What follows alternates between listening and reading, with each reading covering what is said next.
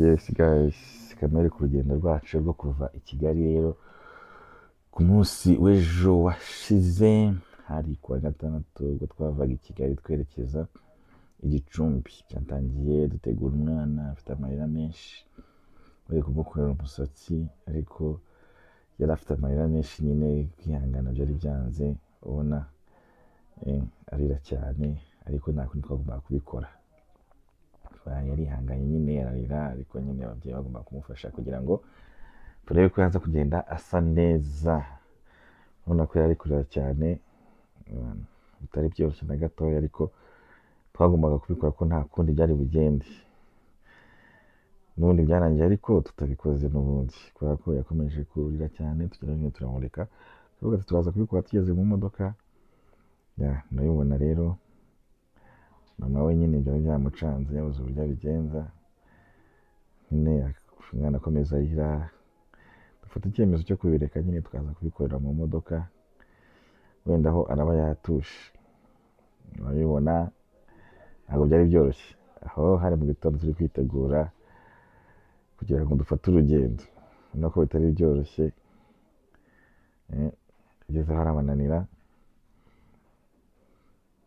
biranga nyine mama we afata icyemezo cyo kumuheka kugira ngo tugende. Turabona ko hano agiye kumuheka, ubwo n'umuntu wa madamu, ubwo dufata urugendo turasohoka, twatangiye urugendo, twatangiye dusohotse tugiye. urabona ko madamu na murumuna we nyine fataga mu maveni yo mu Gitega, tugiye gufata imodoka Nyabugogo. Twari tugeze hafi ya ruhurura yo mu Gitega, dukomeza dutambika, turakomeza turagenda, tugiye kugera ku muhanda wo kwa Mutwe, umuhanda w'amabuye ngira ngo benshi murahazi. Twagiye gufata akamoto nyine ngo tugeze Nyabugogo, then dufate bisi. Ni urugendo rutari rworoshye, Gicumbi n'umwana ni ibintu bitaba byoroshye, ariko nyine twagomba kubikora kuko ni famiye, umuryango twari tugiye gusura n'iki, twagomba kubikora. Twageze hano rero tubaza ibiciro, tuganira na motari tubaza ibiciro.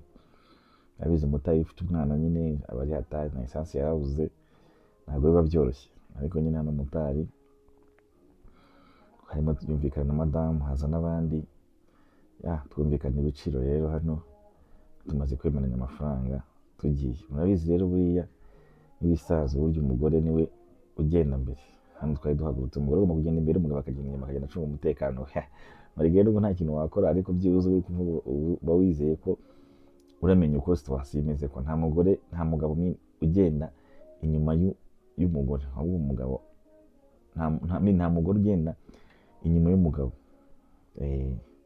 Hano twari tugiye turi hafi kugera Nyabugogo, ntabwo twari turi hafi kuhagera. Tugeze hano hantu haba amasitasiyo y'amasipiro cyane, tumanuka tugana Nyabugogo. Urabona ko hano twari tuhageze, tugeze Nyabugogo, tugiye guparika rero tugiye gufata bisi. Hano twari tumaze kwinjira muri bisi, twafashe Stella ya Kigali Byumba. Hano rero amatiki twari tumaze guhura na famiye, mama, papa, abavandimwe ndetse n'abadamu babo. Niyo mpamvu dufite amatiki menshi, kandi murabona twahakiye turi bakeya. Hari ubwo bari kwinjira muri modoka, urabona ko habanjemo madamu, niwe winjiye mbere, n'umugore we murumuna wanjye, hano nyine na mama. Nuko rero twese twicara mu modoka. Hano madamu yari afite umwana mu mugongo, umwana uyu munsi uri gutambuka ni umwana murumuna wanjye, ngira ngo muramubona aratambutse. uwo ni mama, uwo ni madamu ari kururutsa umwana, agiye kumufasha ngo twicare mu modoka. ubu ni muzehe wacu Vie, arimo yicara mu modoka. Tugiye gutangira urugendo rusasa ruva Nyabugogo rugana i Gicumbi. Hano rero imodoka imaze guhaguruka, tugeze hafi ya Rubis ya Nyabugogo, nk'abamotari baparika ari benshi. Twari dufashe urugendo dutangiye tugiye sasa. Hano rero madamu yari amaze kurera umwana, kuko twagiye atamukoreye mu mutwe, hano yari amaze kumukorera. Noneho umwana yatuje, ameze neza, ariko yari yarakaye mu gakeya. Hano rero twari tugenda tugeze muri karitsiye za Gicumbi. Sasa tugiye gufata umuhanda wa Gicumbi. Twari tumaze kugera hano mu Rukomo tugiye gufata umuhanda werekeza mu mujyi wa Gicumbi kuri gare. Hano bari abantu benshi bacuruza ibinyobwa, indimu n'ibindi byinshi bitandukanye. Dusanzwe twinjira he? Turimo twinjira mu mujyi wa Gicumbi. Niho twari tugeze ahangaha turimo dukata tujya mu mujyi wa Gicumbi.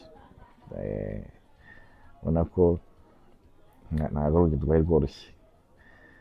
Nk'aba baturutse Cyangugu baturutse i Kigali ntabwo urugendo rwari rworoshye, ariko bamwe batangiye kunanirwa, batangiye kubaza igihe turahagerera, ariko twakomeje kwihangana nyine kuko twagiye muri famiye, tugiye mu birori bya famiye, nako byari bugende.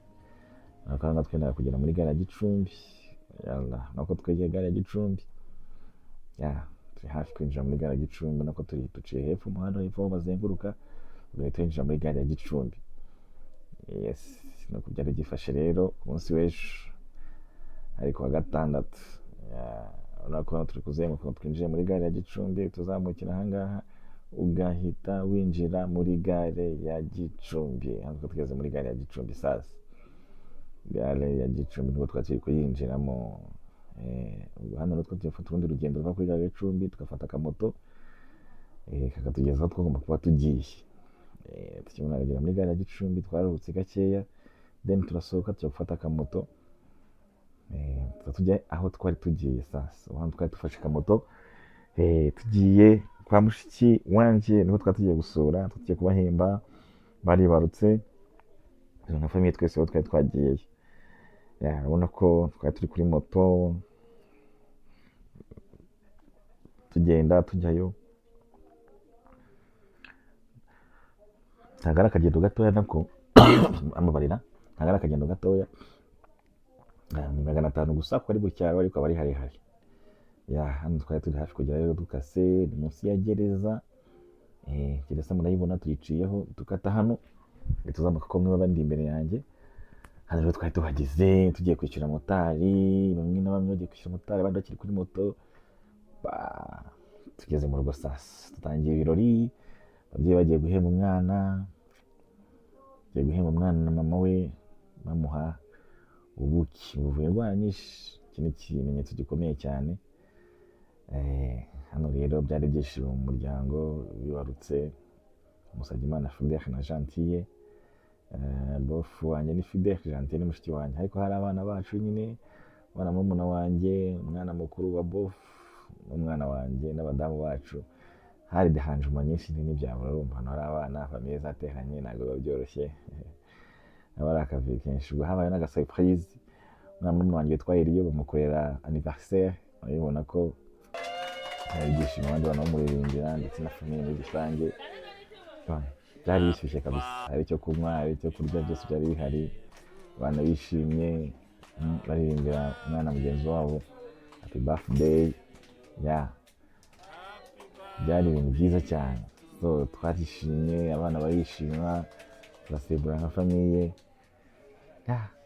Turasoza rero dukata keke. Ibirori birarangira nyine twitegura gutaha, ariko nyine urebye wari umunsi mwiza, umunsi w'abana bishimye, umunsi famiye yishimye. Murakoze, utanze agaza kandi gace ku munsi wacu ko wagenze. Murakoze cyane, ciao.